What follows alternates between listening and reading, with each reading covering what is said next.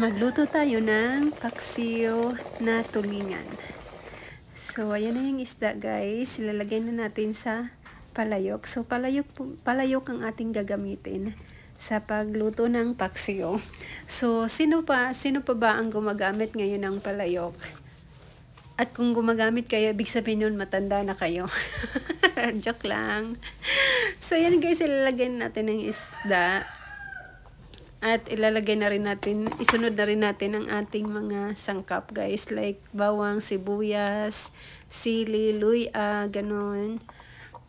Para mas malasa at malinam ang ating nilulutong paksiw sa palayok. Char. Sana all.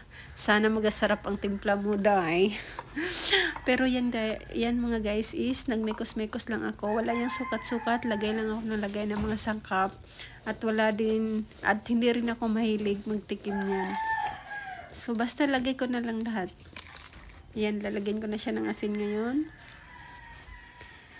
Nalaglagyan ko rin ng suka. So yan suka na yan is sukang native. So galing yan sa puno ng niyog.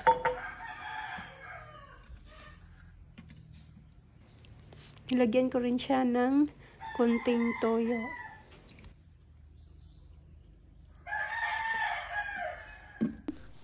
At saka lalagyan ko rin ng konting mantika guys. So ang daming sangkap ng paksiw na to. So isasalang na natin siya.